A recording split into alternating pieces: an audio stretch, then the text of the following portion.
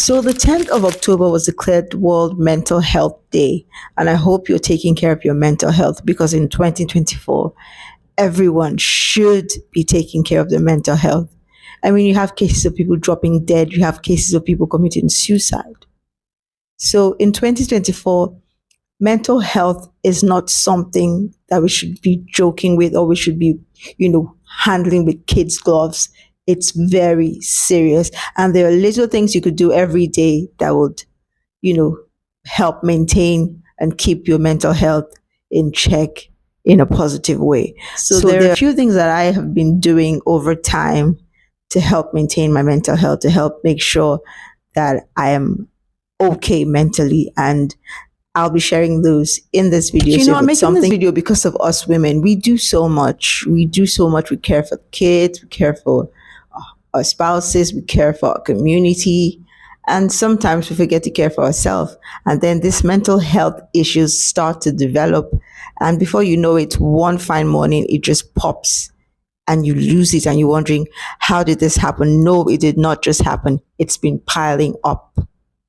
It's been piling up. So for that not to happen, you should be intentional about keeping your mental health in check, being sane, making sure that everything is okay up there. So the first thing that I always do to keep my mental health in check is journaling, like writing my thoughts down, writing my feelings down. It is therapeutic, guys. You should try it.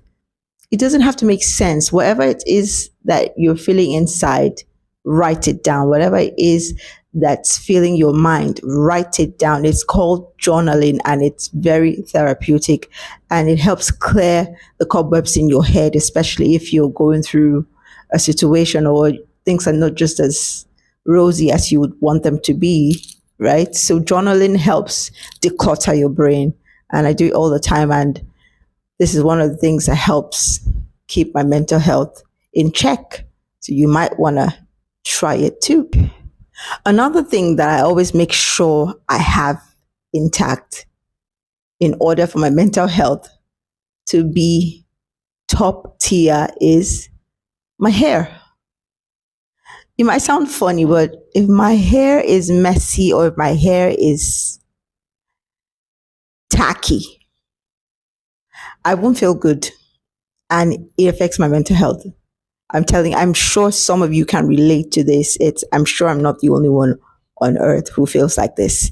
So I always make sure that my hair is done. It doesn't have to be anything too fancy. It doesn't have to be anything too expensive, but making sure that my hair is nice and neat, whether in braids, whether in, anything. I'm not really a wig fan, but if I have to wear a wig, it has to be nice and neat.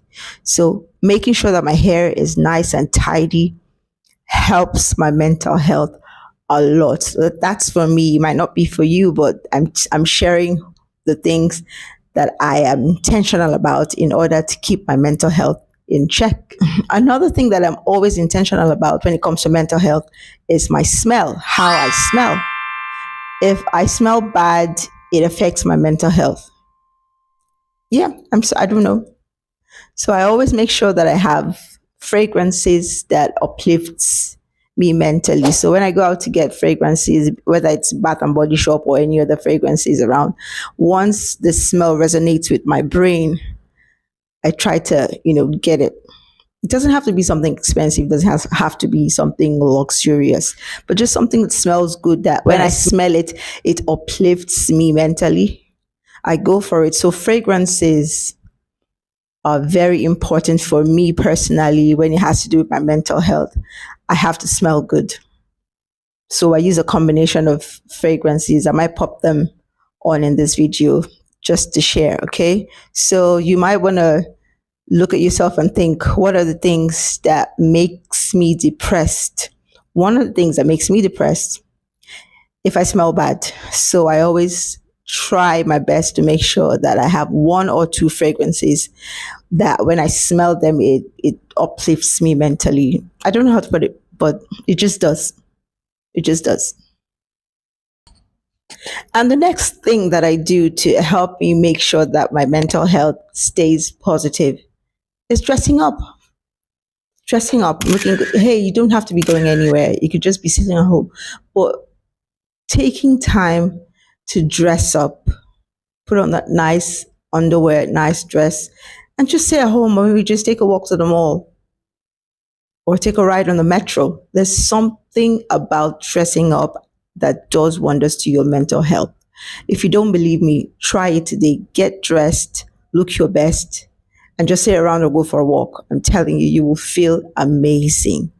That is one thing that I'm intentional about, and it doesn't have to cost an arm and a leg.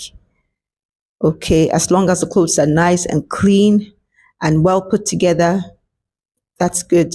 Okay, I always try my best to look put together, whether I'm going out or not. Sometimes just dress up and take pictures of yourself.